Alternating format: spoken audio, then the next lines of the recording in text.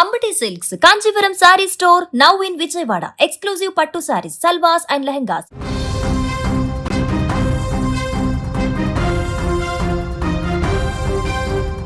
Middle ఈస్టులో యుద్ధం ముదురుతోంది. ఒకవైపు America, Israel, మరొక వైపు ఇరాన్ మధ్య దాడులు, ప్రతిదాడులతో గల్ఫ్ దేశాల్లో భయాందోళనలు నెలకొన్నాయి.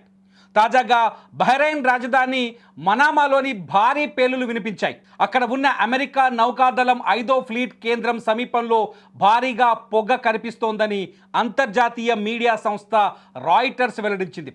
దీనికి సంబంధించిన పూర్తి వివరాలు ఇప్పుడు చూద్దాం. బహ్రెయిన్లోని జుఫైర్ ఏరియా, ఇక్కడ అమెరికాకు చెందిన అత్యంత కీలకమైన నావికా దళ స్థావరం ఉంది.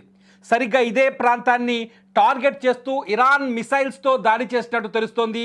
ఈ దాడి జరిగిన వెంటనే ఆ ప్రాంతమంతా దట్టమైన పొగతో నిండిపోయింది.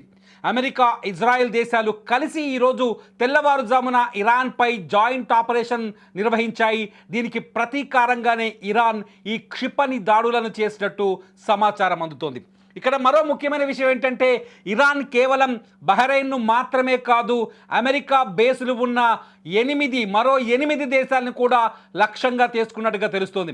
ఖతార్లోని అల్ ఉదయ్ ఎయిర్ బేస్, కువైట్లోని అల్ సలేం బేస్, అలాగే జోర్డాన్లోని కీలక ప్రాంతాలపై కూడా ఇరాన్ మిస్సైల్స్ వర్షం కురిపించినట్టుగా సమాచారం ఉంది. అంటే గల్ఫ్ రీజియన్లో ఉన్న అమెరికా ఆస్తులన్నింటినీ ఇరాన్ ఒకేసారి టార్గెట్ చేసినట్టుగా స్పష్టంగా అర్థమవుతోంది. పరిస్థితి ఎంత తీవ్రంగా ఉందంటే, బహ్రెయిన్ అంతర్గత మంత్రిత్వ శాఖ దేశవ్యాప్తంగా సైరన్లు మోగించింది.